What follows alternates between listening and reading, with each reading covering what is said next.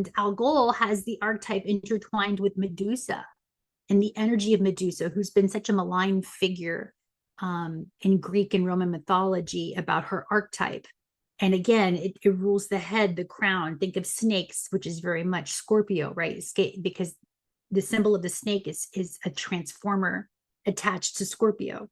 And this Medusa energy, Algol, which is the fixed star that's right at the Taurus point, right where Uranus is right now, which is the planet of change, bringing in an invitation to change our ideas, our thought forms, our power. The representation of the snake is your Kundalini.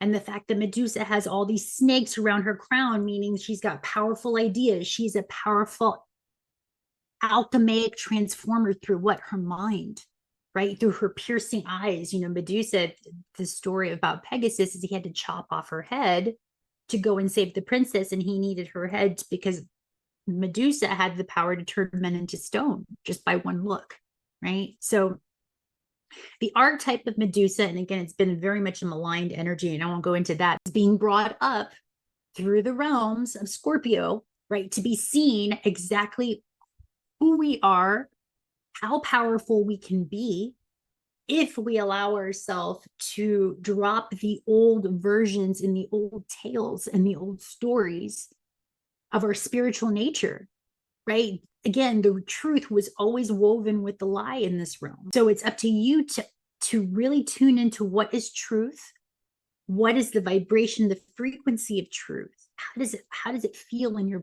body? And you know, because it harmonizes you, right? It gives you energy. It brings you life force energy. It's a life giver. Anything that is antimatter or anti-life, you can feel that as well because it depletes you. You feel emaciated and tired and depleted, right? This is the benefit of contrast in the polarity or the poles of Libra, which is about how do you find balance? You have to know your shadow and your light.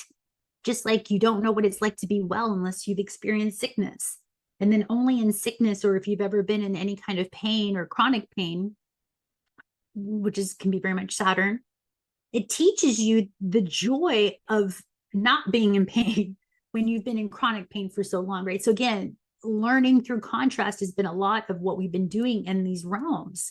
If we can choose to see it that way, that it's just a contrasting energy. We don't have to live in these polarized states, right? These very distinct opposition of degrees, right? Very, very hot or very, very cold.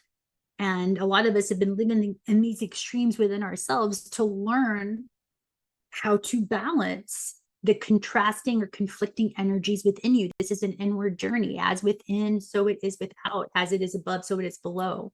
There's nothing that's happening outside of you that is not intimately or directly created or connected to you. This is very much about Hermeticism, and the channel lives in astrology comes from the faith, the base foundation that all is self.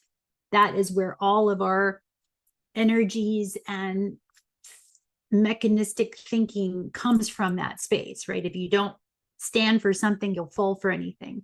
So in this channel standing, we stand for unity. We stand for, I call myself a radical oneness practitioner before I call myself an astrologer, right? Because it's reminding me, grading my mind that all is self. When I start finding myself judging or looking outside or, oh, and them, us and them, no, it's all you. It's all you, just varying degrees of you that are playing itself out